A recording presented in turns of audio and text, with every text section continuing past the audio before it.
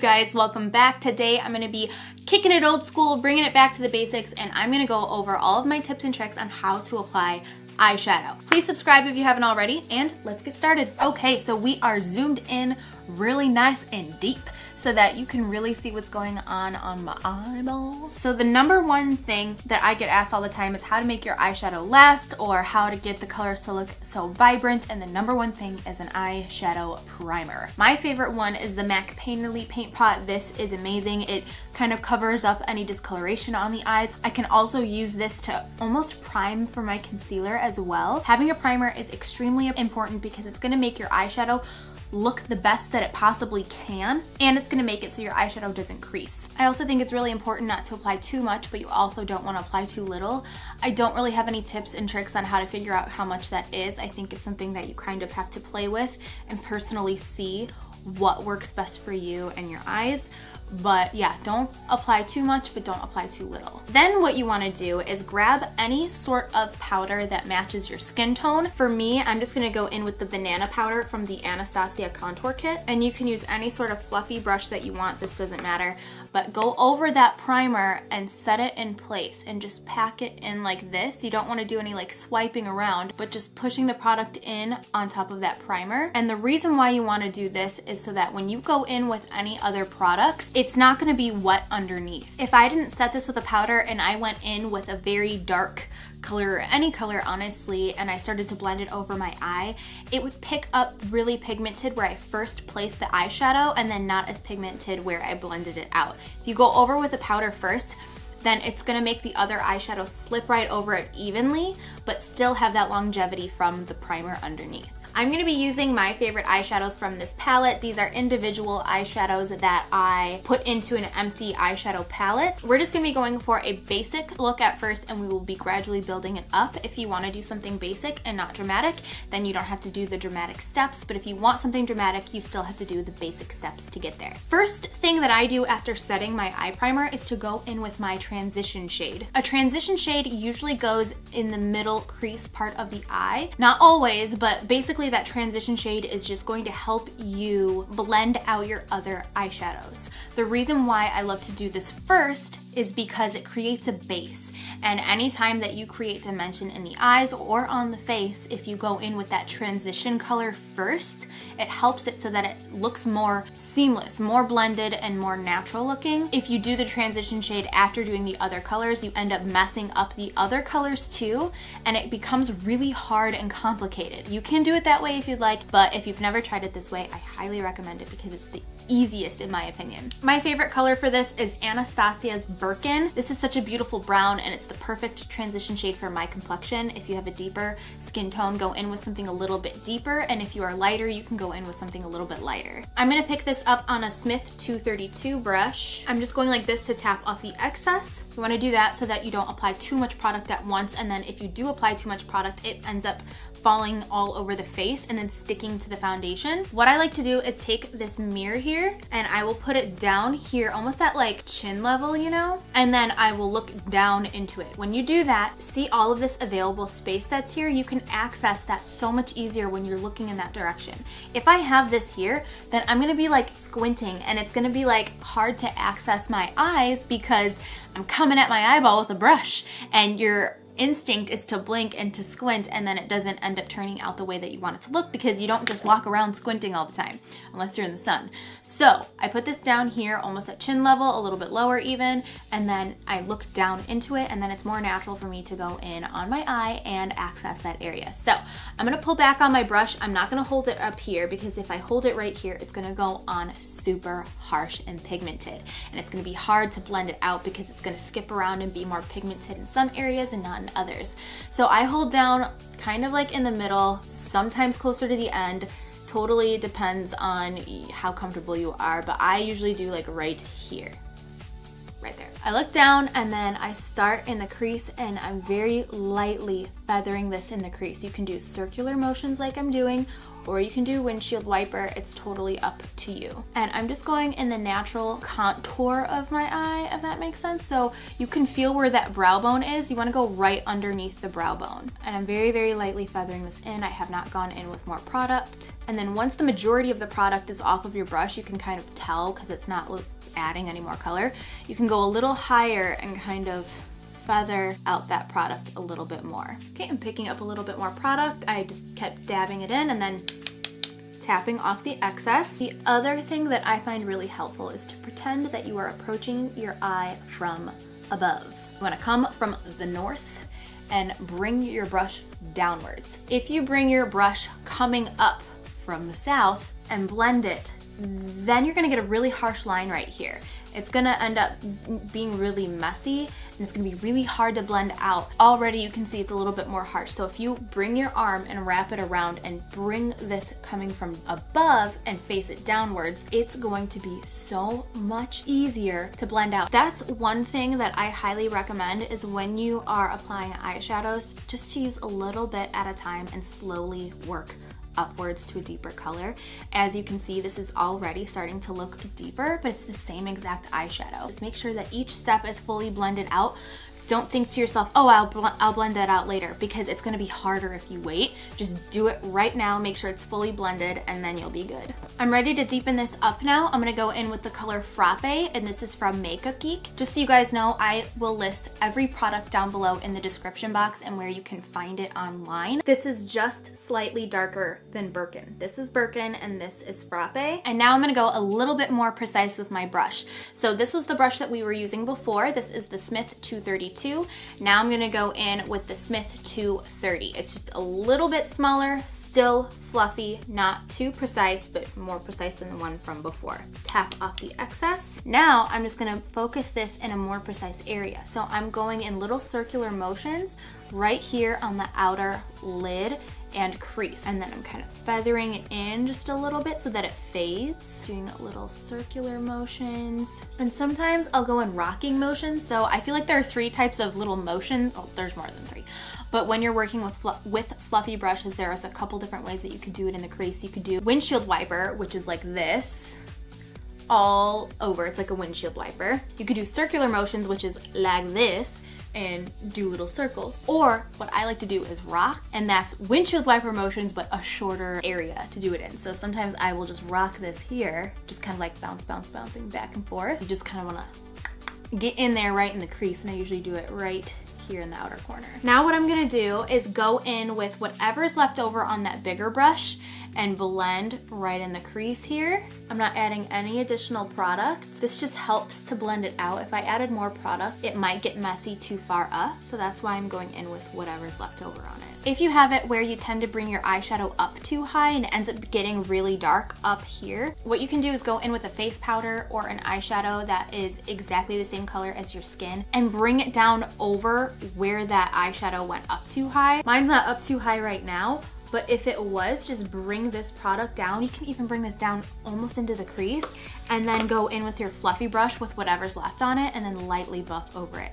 And it will help you clean up that area so that it's not too sharp and that you don't have any dark eyeshadows that are up too high. Okay, so now we're gonna deepen this up even more. So this is kind of like the trend that we're doing, is working light to dark to add the dimension in the eye and make it look seamless without having to blend the crap out of your eyeshadow to where it's just like a pain in the butt. So this was what we just went in with, which was Frappe, and now we're gonna go in with tan lines.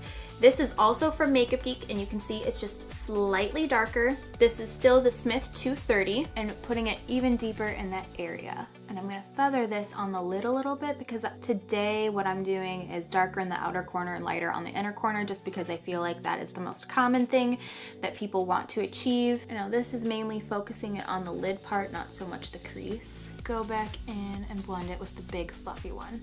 I'm gonna take this eyeshadow from MAC. It is called Nylon. It's a shimmery highlight shade. I'm just gonna pick that up on a flatter brush like this and bring that right on the brow bone. Okay, so now we're gonna get a little bit darker on that outer corner and start to smoke this up a little bit. The one that I was just using was tan lines, but now we're gonna go in with Cabin Fever from Makeup Geek. See, it's just slightly darker.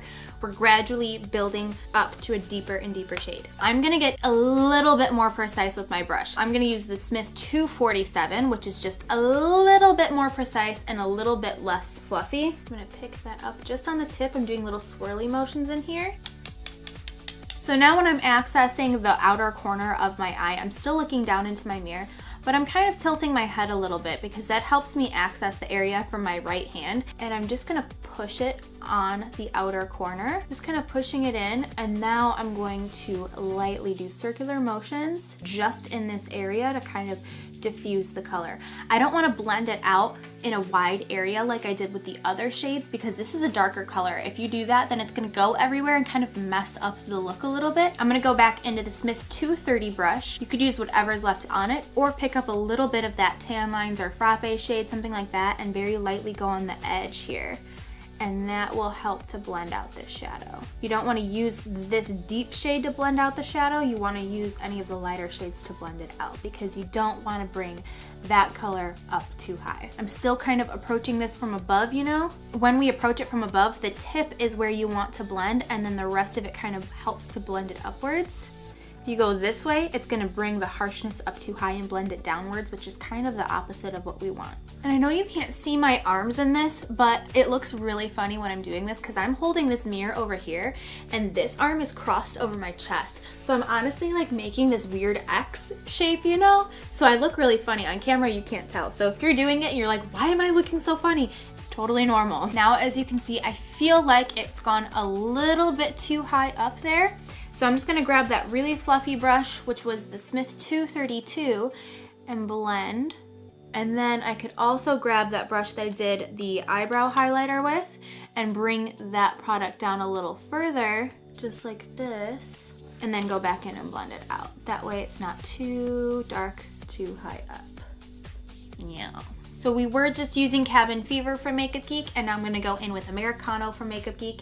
This is almost black. It's like a really, really rich chocolatey brown. Now we're gonna go into an even more precise brush, which is the Crown C528 brush. It's a small, like, pencil tapered brush. And for this, you wanna put this right on the tip of the brush. I'm swirling it in the product, tapping off the excess. And now this, you wanna make this as precise as you can. So I'm bringing this right in the outer corner and keeping this right in this, they call it the outer V, you know?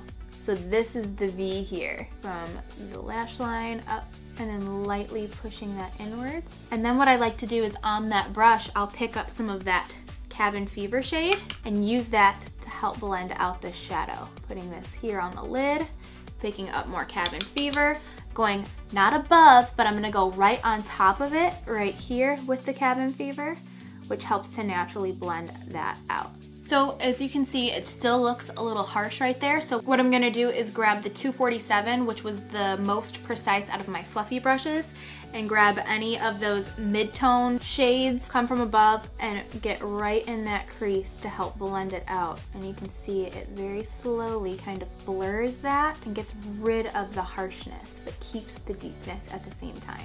A very important tip when you're doing your eyeshadow is that if you're kind of like doing it in a really small mirror like this, and you're kind of like all up in your eye, after each step, you wanna step away and look into a bigger mirror or look further away and look from there so you can see what it's gonna look like in real life. Because sometimes you're so up close to something and it looks good from up close, but not from far away. Maybe it looks a little too smoky or something. So you wanna just like step away, look back in another mirror and see what it's looking like. I just wanna brighten up that inner corner and this inner lid part now.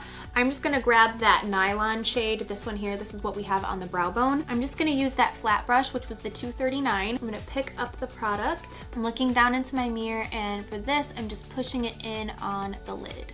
For the lid, you could use whatever you want. Just today, I felt like doing this color. Sometimes I just leave it matte like this and call it a day. But today, I want a little bit of shimmer.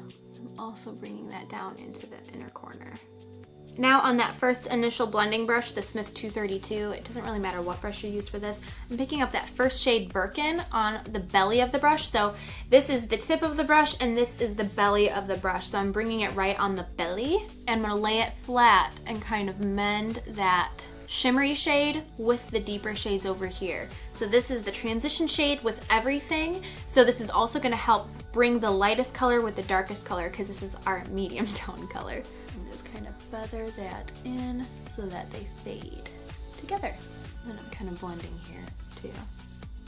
Okay, so now for the lower lash line, we're basically gonna do what we did on the top. I'm taking that big fluffy brush, picking up just a little bit of Birkin, and now the only difference is that instead of looking down into your mirror, because that's gonna be really hard to get that area, it's like almost impossible, you're gonna bring your mirror up above you, up here, and look up like this. And then I'm feathering that underneath the eye, and now we're coming from this out. And that's gonna really diffuse that color, give a nice base for what we're doing. Again, still make sure you tap off the excess so that it doesn't go everywhere, especially on the under eye, because if you don't tap off the excess, that powder will go in your eye and it will be very, very uncomfortable for you. Now I like to go a little bit more precise, so I'm actually gonna be using the Sigma flat definer brush. It is an E15, it's just a really flat, like rectangular brush. I'm gonna pick up Frappe, which was that second shade that we used, and now I'm gonna get really precise to the lash line. So I'm gonna bring this right here, but I'm putting the most of the product here on the outer corner. So anywhere you want the most pigmentation or the most darkness, apply it there first, because that's where it's gonna be the most pigmented. So now I'm gonna grab some of that tan lines and do the exact same thing. Push it in at the lash line, move it downwards just a little bit, and then slightly feather that inwards. And then we're gonna go into that Cabin Fever shade. Keep it as close as you can to the lash line, and then very lightly bring it down, not too far. So now I can go into Americano on that flat definer, and I'm bringing this really close to the lashes, right at that lash line and right in the outer part. And that with that color, I'm not bringing it downwards. And now I'm gonna blend it with a fluffy brush, but I'm not blending it around. I'm just moving it close to where that Americano is. So I feel like the eyeshadow is complete.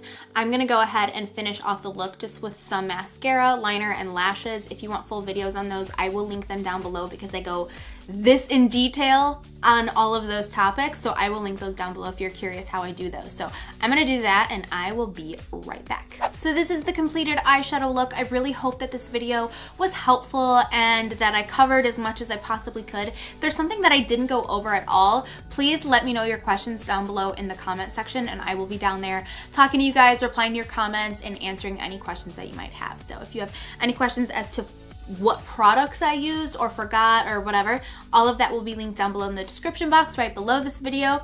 And that is pretty much it. Thank you so much for watching this video. Please subscribe if you haven't already so that you don't miss out on any new videos just like this one, and I'll see you later. Bye.